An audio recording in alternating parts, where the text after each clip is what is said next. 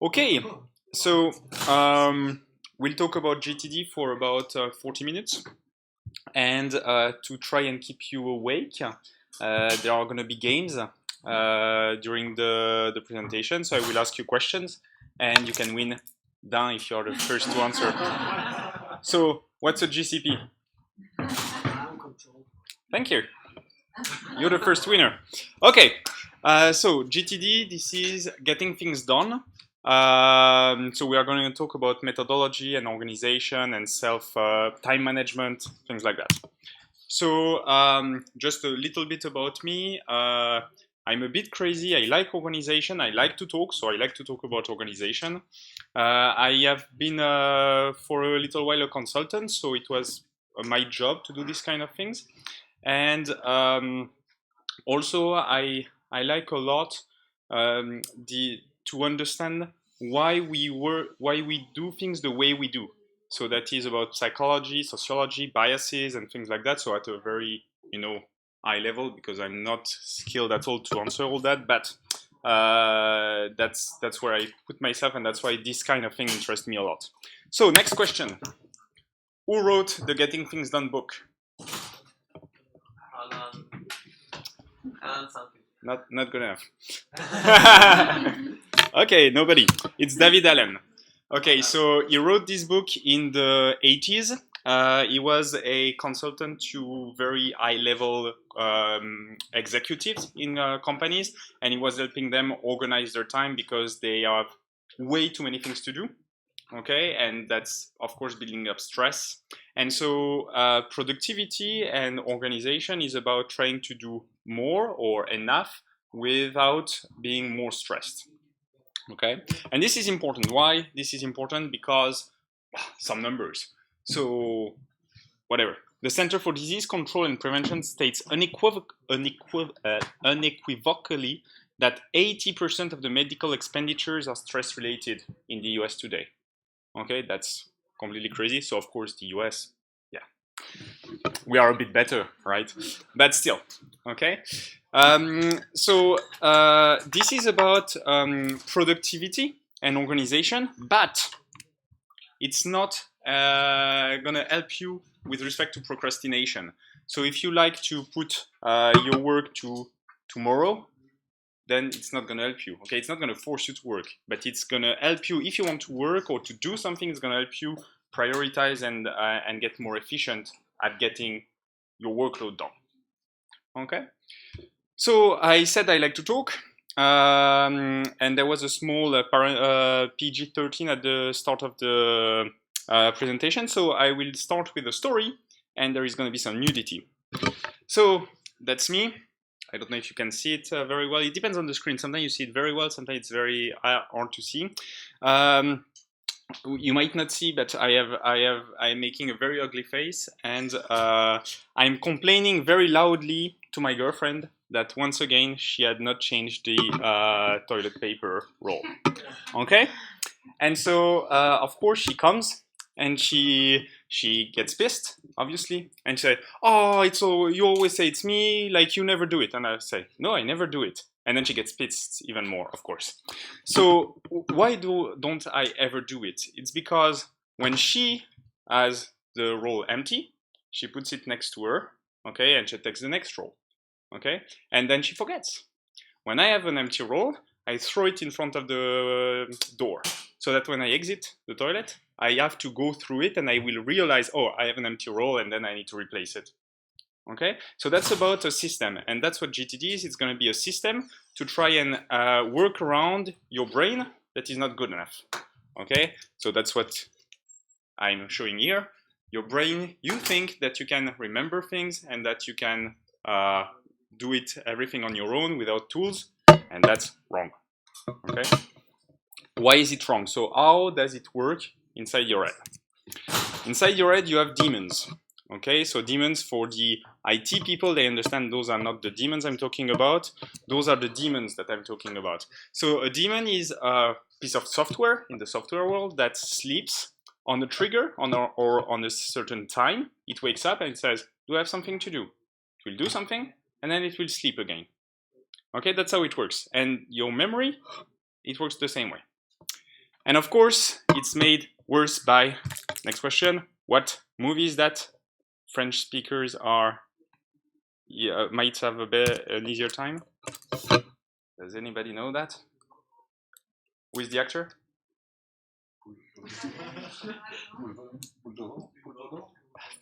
No, it's like Alan thing. It's, you get it. It's Poulvord. Poulvord.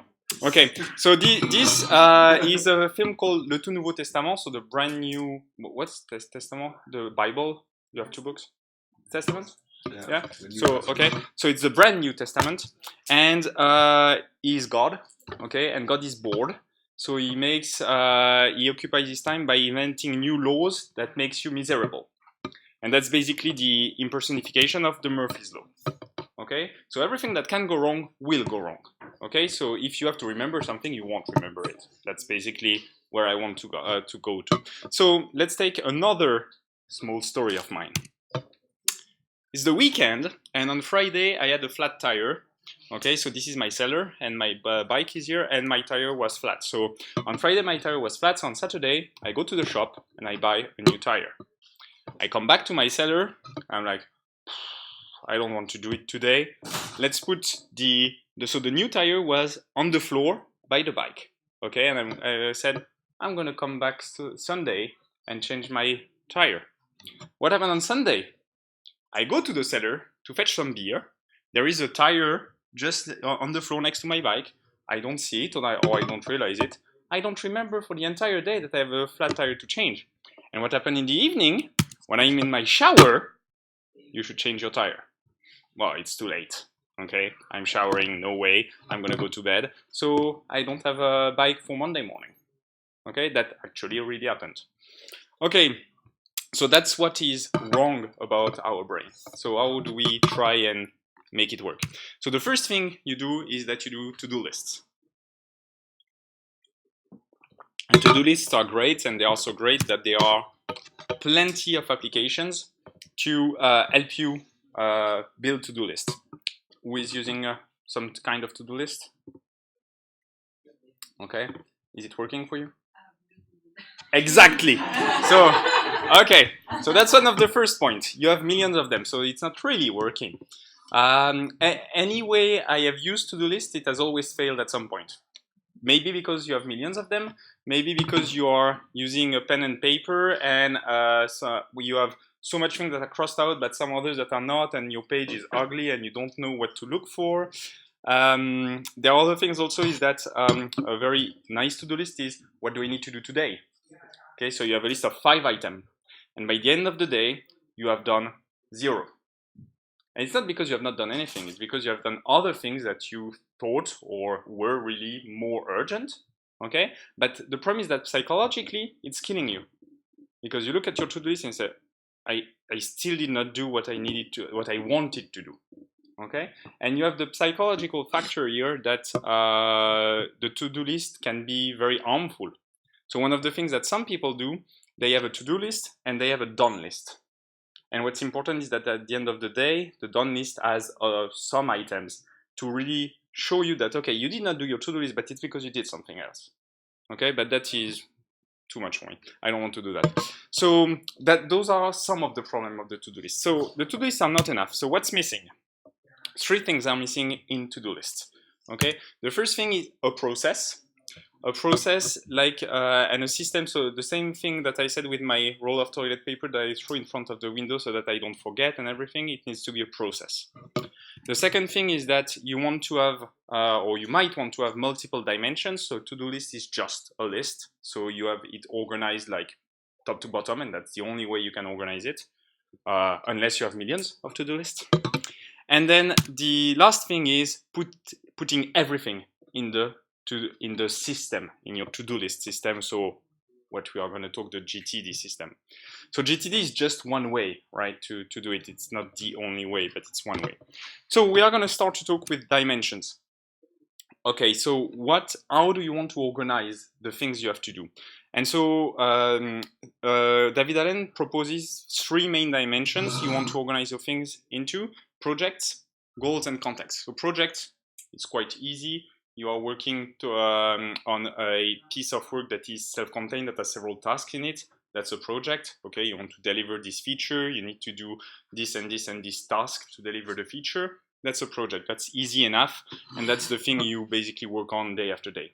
Goals, they are more yearly target. I want to, I don't know, be better at socializing, and maybe one of your project inside or that goes towards this goal, is learning a new language or whatever. So those are really more life things. I don't use those, but it's something that he is proposing. And then there are contexts. So context, there are several kind of contexts that you can use, and I will talk about it a bit after. So be careful. TV shows.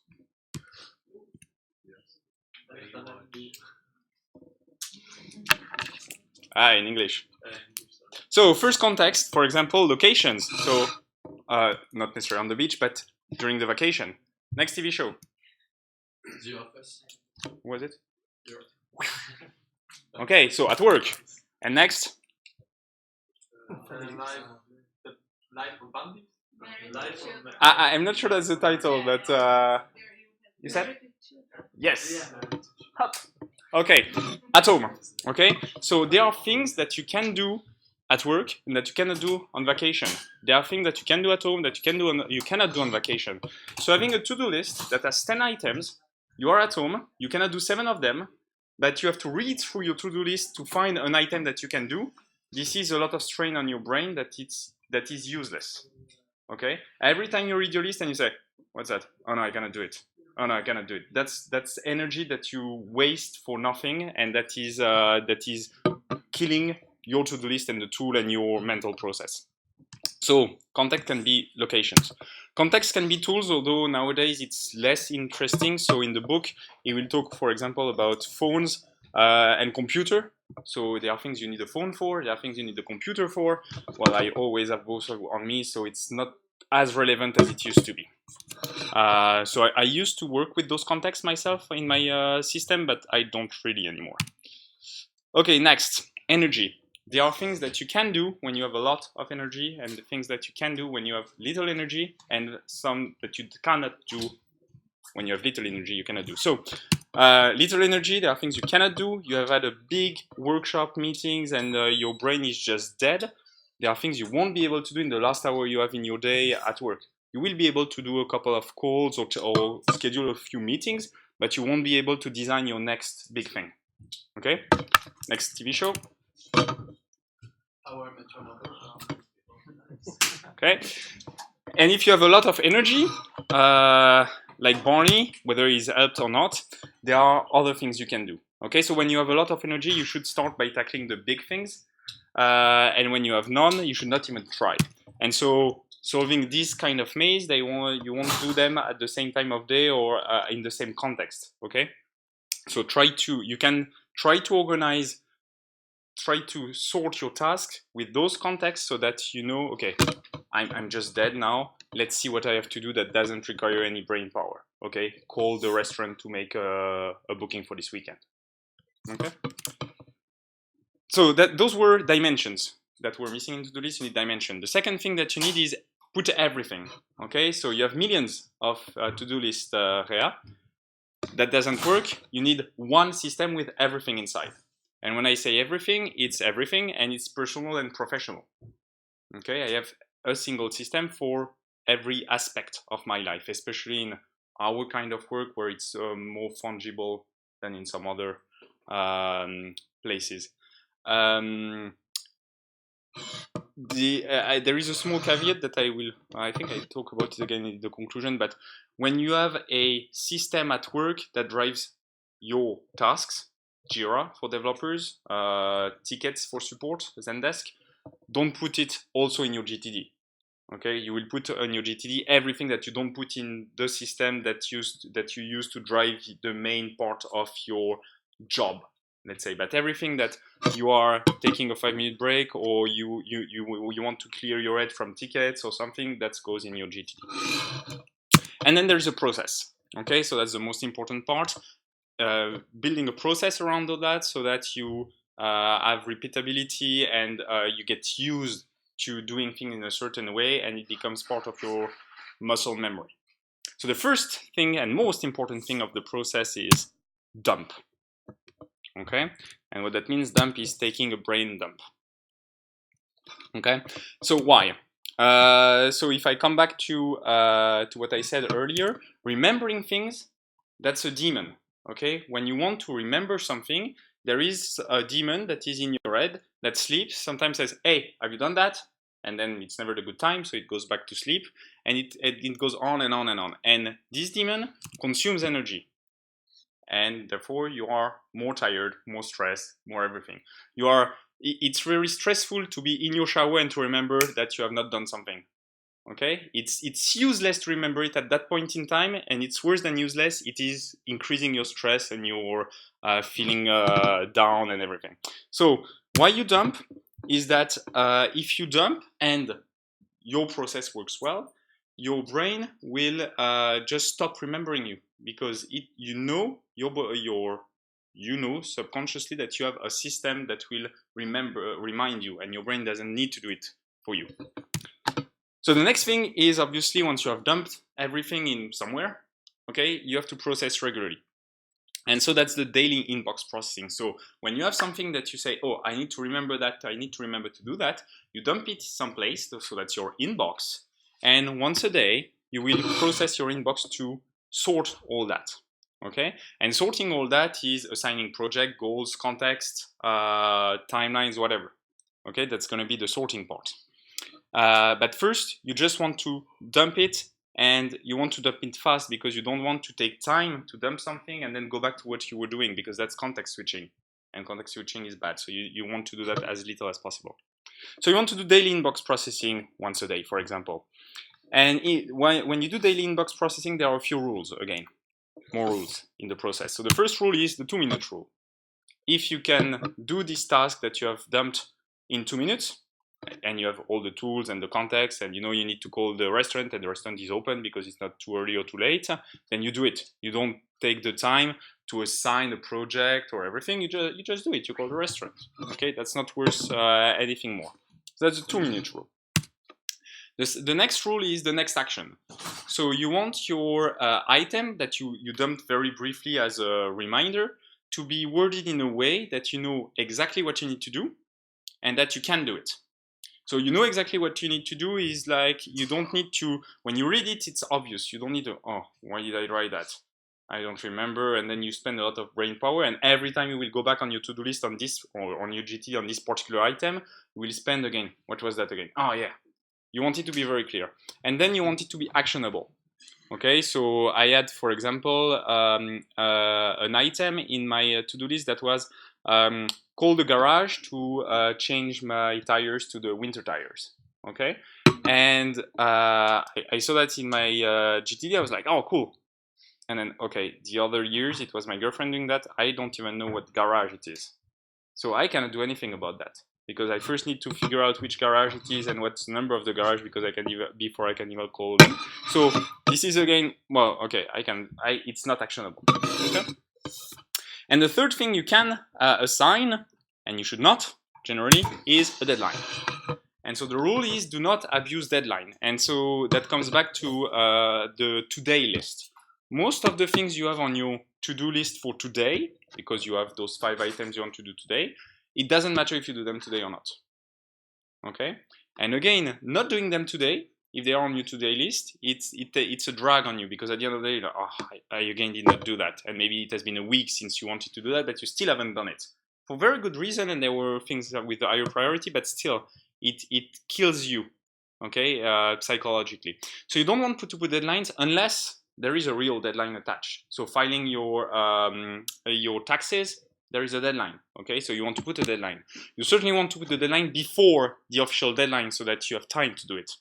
Because otherwise, if you put your deadline at the same time you need to file it, it's too late. But anyway, so you should not abuse deadlines. And again, that's to counterbalance the psychological effect. And what you do instead is to say, that's next. Okay, so in my project, I have a few things that I want to do next. And then I look at what is next when I need to work. I look in the context. I have not enough energy. I look at my low energy context and what's next. Okay, and that's it. I don't have deadline. If I don't do it today, that doesn't matter because there is no deadline attached. So it's not like, oh, I have not done that. It doesn't matter. It's just something that I will need to do next. Some days for the things that you know you will not get to in a long time, so you don't want to see them constantly in front of you, and you will revisit them in a while, maybe to make them next. And when it is really necessary, then you put a deadline. So again, when you do your daily inbox processing, you do that, you give context, you give project, you give a priority maybe. And so you have all those rituals. So the first ritual that we talked about is daily. You do your inbox processing. Everything that you have dumped, you need to classify it in your system. Then once a week, for example, you do your next review. So you have gone through a few of your next items. Well, there are some new items that should be promoted to next. Okay? Maybe you do that also when you finish an item, when you cross an item in your GTD, maybe you just want to promote the next one at this point. That's something you can figure out. Monthly, you can do project reviews, and yearly, you can do goals. I will tell you, I don't do those anymore. Well, I don't have goals.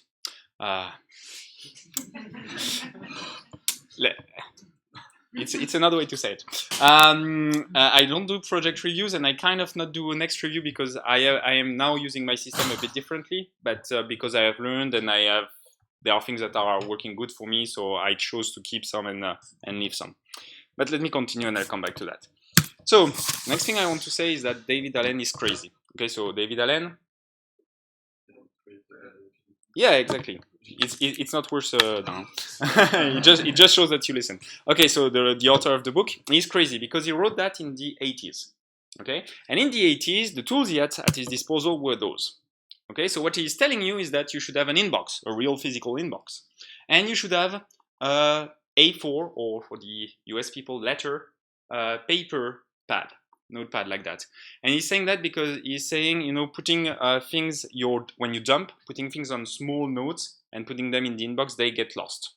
Okay, so even if you dump a single word, you put it on a big piece of paper, A4, you put it in your inbox, and it's a neat stack of file. You don't lose anything, and it's easy to handle when you do your inbox processing.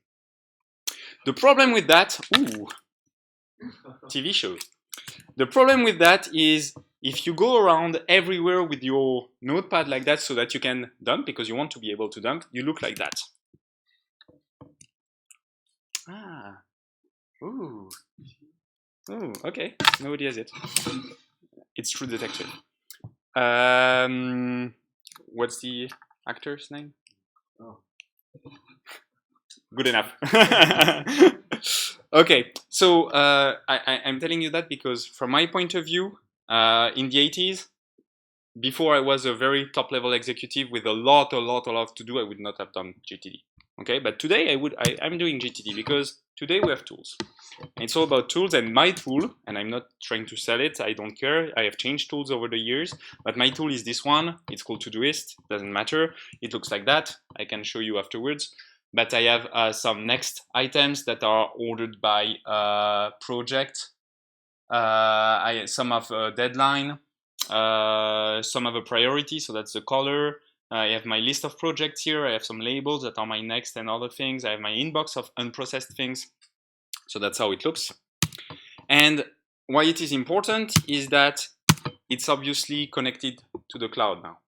So when I enter something in there, it's on my computer also, and it's everywhere, and it's on the web. And this thing, I have it on me to dump every time, always, except when I'm in the toilet, because I'm not the kind of guy who has that in the toilet, and when I'm in the shower. But other than that, most of the time I have it with me, so I can always dump when I need to dump. Okay? There is another thing that is very important to me in this particular tool. It's this feature that I cannot demo when I do a presentation full screen because it doesn't work while it's full screen. But basically with a command, with a keystroke, I can invoke this small window here, and I can just type something, type enter, and it goes in my inbox. Okay? And what's good about that is that you avoid context switching. Okay, my problem when I was using, for example, the free version of this tool or the tool before, I don't know, it was only in the browser. So to be able to dump, something. I had to change window. Okay, so you tabulate to find your Chrome browser. You change tab in your Chrome. You enter something, and then you're like, what was I doing? And I have 20 different windows open. I don't remember what I was doing, and that happens to me constantly. By having this kind of tool, you don't leave your context. Okay, you are coding or you are building an Excel spreadsheet. You just type that. You have this small thing on top of your screen. You type a word, you type enter, it disappears. You are still in your spreadsheet. You have not lost your context. That's super important. Why is it super important? I have some numbers again. I don't know what they mean, but the true cost of multitasking, you could be losing up to 40% of your productivity. I don't know. Right, those are numbers that you can find on the web with some sources. But no, it's what's important is that what's true is that study shows that you cannot multitask unless you are part of the very, very, very, very, very few, 2.5%. Okay, if you think you are good at multitasking, chances are you are the worst at multitasking. That's also scientifically proven. And there are something like interruption cost is $600 million per year. Like, okay, so that's why we say, like, you know, we should try to not interrupt people, and you have emails or some more asynchronous way of communicating. So I mean, you have to find the right balance. I'm not the kind of guy who say never be disturbed, but that's why I like this kind of tool, and it is very important to me. And also, do not forget about automation. Okay, so Zapier or IFTTT, if then that, if this then that, are tools on the web where you can connect your accounts, your Gmail account, your Trello account, your Jira account also, and your Todoist account with the My application, for example, and you can create automation. So for example, when I receive a specific email, I create a task in my GTD. So basically, when I receive an email that is, you have to pay an electronic bill because we are in Switzerland and we have electronic bills, and that's so great. Then automatically it creates a task in my GTD, and it removes the email because my inbox is 0 email. Okay, and that's another thing about psychology and the weight of things is that if you have things in your inbox, especially if they are unread, but even not, it takes a drag on you constantly because you look at your inbox and you're like, oh no, this one I don't need to do, or this one is for later, this one, oh maybe I will never do it. And actually you have to every time you open your inbox, you have to sort through what is relevant and what is not. So my inbox, I can show it to you afterwards, it contains only what I have received during this presentation, because it was empty before. My personal inbox and my professional inbox, both of them. If I have something to do with an email, some follow-up to do, it's in a system that allows me to do follow-up, which is not my email system. Okay, we are at the conclusion. Okay, so the first thing is don't lie to yourself. So this entire thing is a process, and it's an habit, and it's based on muscle memory, and your subconscious, if you want, is smarter than you. So if you fake it, you're not gonna make it. It's kind of the opposite. So what I mean by that is I'm saying if you put things in your GTD system, then your brain does not need to remind you because you use the system. But it doesn't work like that, not on day one. Because until you know that you can trust yourself to use the system, your brain will continue to remind you. Okay, that's just how it works because you still have no process to prove to yourself that it works.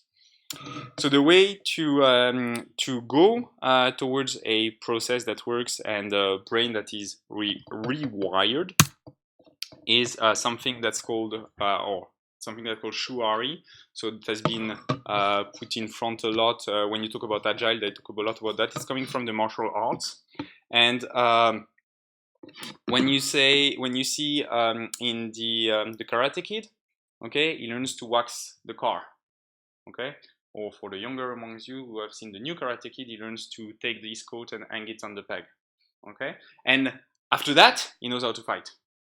Okay, he doesn't understand why he's doing this, and it seems very, very stupid. But at the end, he must not ask question.